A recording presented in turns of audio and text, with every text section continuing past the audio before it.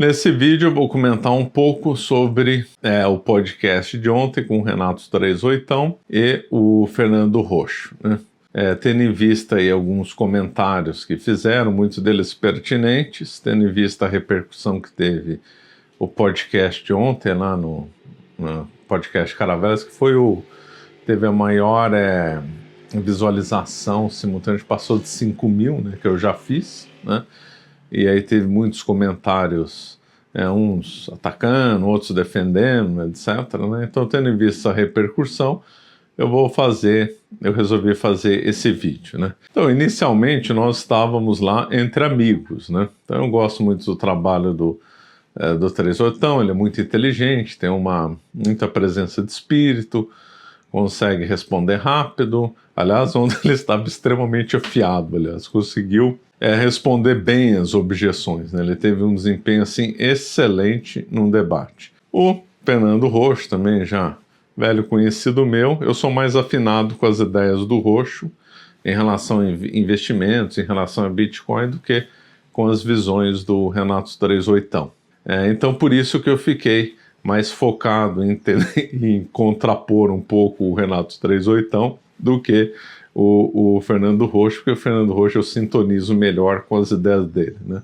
Volto a falar, não sou contra o Renato 38, nós estávamos lá entre amigos, né? A prova disso é que ninguém jogou cadeira no outro, ninguém levantou e pôs o dedo na cara do outro, não houve baixaria, não houve insulto, assim que se faz um debate civilizado, né? Conversando, debatendo ideias e não partindo para o quebra-pau, né? Mas, dados a argumentação do Renato 38, eu confesso que eu mudei a minha visão sobre o Bitcoin. Lembrando que eu nunca fui contra assim, o Bitcoin, mas eu também nunca fui assim, um fanático defensor do Bitcoin, achando que era a máxima coisa do universo, etc. Mas aí depois da conversa de ontem, de alguns argumentos que ele deu, eu estou com uma visão assim, mais simpática do Bitcoin e até vou estudar mais sobre o assunto, né? Ele me deu aí um livro de presente, então eu vou ler o livro dele, vou me estudar mais e pretendo reforçar os investimentos aí no Bitcoin, né? Conforme eu falei, o Renato 38 foi muito bom no debate. Quando ele citou Aristóteles, nossa, ele realmente arrebentou ali na hora. O Aristóteles define moeda na Ética Nicômaco. A Ética Nicômaco é uma obra-prima, né? Todo mundo deveria ler esse livro, né? Então o Aristóteles lá atrás, impressionante, definiu a moeda de forma assim brilhante, né? Como é próprio, né, do Aristóteles, obviamente, né? E aí o Renato 38, de forma muito inteligente e perspicaz, né? Ele então disse que o Bitcoin cumpre com as condições de Aristóteles. E aquilo ali me convenceu bastante. Então tinha uma restrição de Bitcoin sendo uma moeda, de sendo isso e tal, okay. Mas aí quando ele mostrou que o Bitcoin Bitcoin atende às condições aristotélicas para a moeda, eu falei assim, não, então acabou.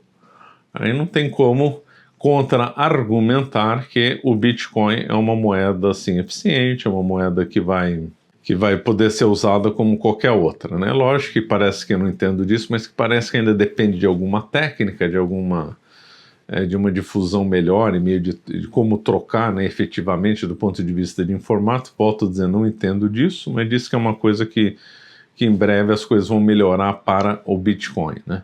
Uma outra coisa que o Renato 38 argumentou muito bem foi em relação à volatilidade, né, do Bitcoin, né?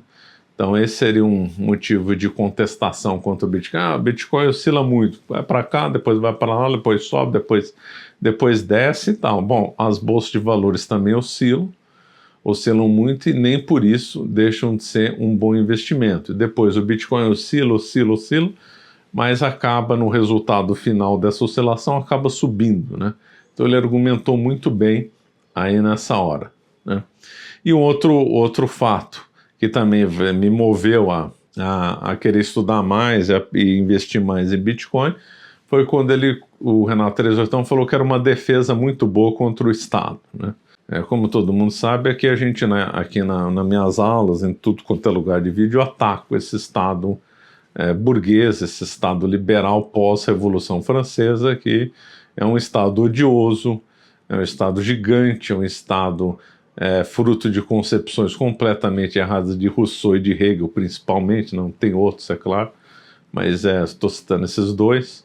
Então é um Estado que suga o recurso das pessoas, que quer escravizar as pessoas, quer controlar a vida das pessoas.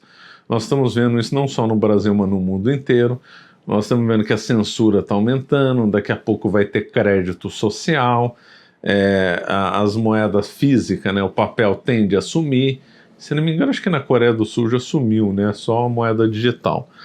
Se alguém confirmar essa informação, por favor, escrever abaixo, ou se disser que não, gostei, mas eu acho que a Coreia do Sul já aboliu a moeda física. Então, esse é um problema sério, né, de controle. Cada vez mais nós vamos ter a vida controlada pelo Estado, isso no mundo inteiro, não só no Brasil. Pode ter um controle social direto ou indireto. Controle social direto é aquele que o Estado vai falar, você não vai poder fazer isso, só vai poder fazer isso e aquilo. O indireto é o que já acontece no mundo inteiro nas redes sociais. Você fala determinadas posições contra as agendas globalistas, e aí você é cancelado, é atacado, é posto no ostracismo, é vítima de difamação, etc. Né? Então, cada vez mais o Estado e seus aliados, né, vão ter um controle direto ou indireto sobre a população, né? Quer financeiro, quer por meio das ideias. Está cada vez mais fácil o Estado roubar o dinheiro das pessoas, porque se é tudo eletrônico, basta apertar uns botões, some sua conta bancária. E o Bitcoin, de fato, né, se revela como um mecanismo que protege do poder do Estado a outros também, né? Que não vem aqui ao caso explorar outras técnicas, melhor dizendo, de se defender das garras do Estado. Mas vamos focar no Bitcoin, que é o objeto aí foi objeto da conversa de ontem, né? Então o Bitcoin se mostra então como um meio eficaz de você se defender do Estado, que afinal você coloca ele lá em determinado armazenado eletronicamente. Eu já volto a falar, não entendo de técnica. E aí você acaba gerando lá uma senha, essa senha é sua e e ninguém vai poder tirar de você. Só você vai poder mexer com ele, porque se você não der a senha para ninguém, obviamente, né? Então fica uma coisa que o Estado não tem como tirar aí de você, né? Então esse argumento eu achei irrefutável, é um argumento de proteção, né?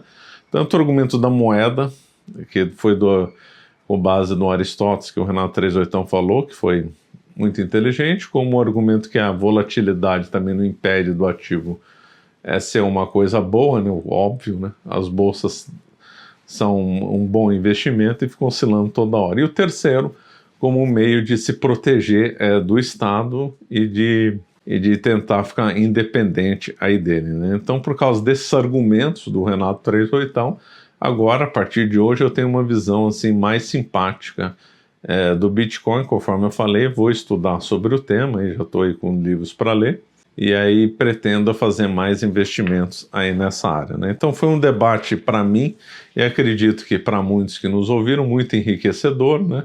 Foi um debate civilizado. Também gostei muito quando Fernando Rocho fez a exposição relacionada à curva de sino, né? Que aí em determinado nível a curva de sino é eficiente, outro determinado nível escapa.